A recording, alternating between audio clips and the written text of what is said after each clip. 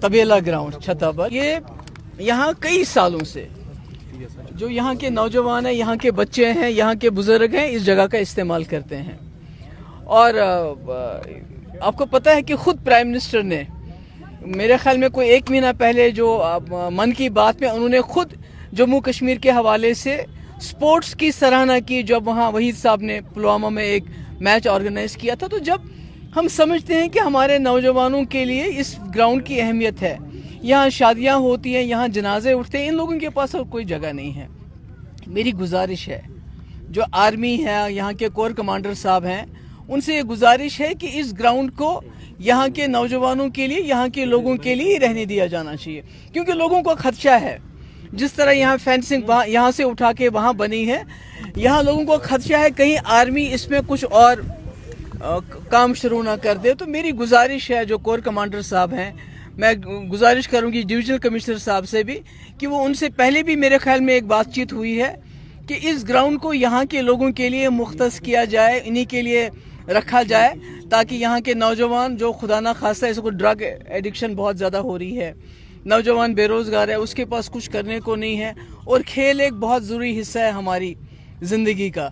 और यहाँ शादियाँ होती हैं, यहाँ इतना बड़ा एरिया है जिसमें 1-2 लाख लोग रहते हैं। तो इस ग्राउंड को ग्राउंड ही रहने दिया जाना चाहिए, इस पे कब्जा नहीं होना चाहिए दोबारा से। देखिए, गवर्नमेंट का तो बिल्कुल इसमें रोल बनता है, क्योंकि गवर्नमेंट यहाँ एक चुनी हुई सरकार है। ये काम तो मेरा नहीं था, ये काम यहाँ की चुनी हुई सरकार का था, जिनको बात करनी चाहिए थी आर्मी के साथ, बाकियों के साथ, कि भाई ये जो हमारे ग्राउंड है इन पे, क्योंकि शीरी में भी, बारामूला से भी शिकायत आ रही है, वहाँ भी ग्राउंड है, वहाँ सीआरपीएफ उस पर काबिज होना चाहती है। यहाँ बरजुला बागात में एमईटी ग्राउंड है, वहाँ कोई शहीदों के लिए जो मार्टियर्स के लिए कुछ बनाना चाहते हैं। तो जब आप नौजवानों की जगह को इस तरह से चौक करोगे, उनको खेलने के मैदानों को उसमें किसी और चीज़ में तब्दील करोगे, तो ये लोग जाएंगे कहाँ? तबेला ग्राउंड छत्ता पर। ये यहाँ कई सालों से जो यहाँ के नौजवान हैं, यहाँ के बच्चे हैं, यहाँ के बुजुर्ग हैं, इस जगह का इस्तेमाल करते हैं। और आपको पता है कि खुद प्राइम मिनिस्टर ने मेरे ख्याल में कोई 1 महीना पहले जो मन की बात में उन्होंने खुद जम्मू कश्मीर के हवाले से स्पोर्ट्स की सराहना की, जब वहाँ वहीद साहब ने पुलवामा में एक मैच ऑर्गेनाइज किया था। तो जब हम समझते हैं कि हमारे नौजवानों के लिए इस ग्राउंड की अहमियत है, यहाँ शादियाँ होती हैं, यहाँ जनाजे उठते हैं, इन लोगों के पास और कोई जगह नहीं है। मेरी गुजारिश है, जो आर्मी है, यहाँ के कोर कमांडर साहब हैं, उनसे ये गुजारिश है कि इस ग्राउंड को यहाँ के नौजवानों के लिए, यहाँ के लोगों के लिए रहने दिया जाना चाहिए, क्योंकि लोगों को खदशा है।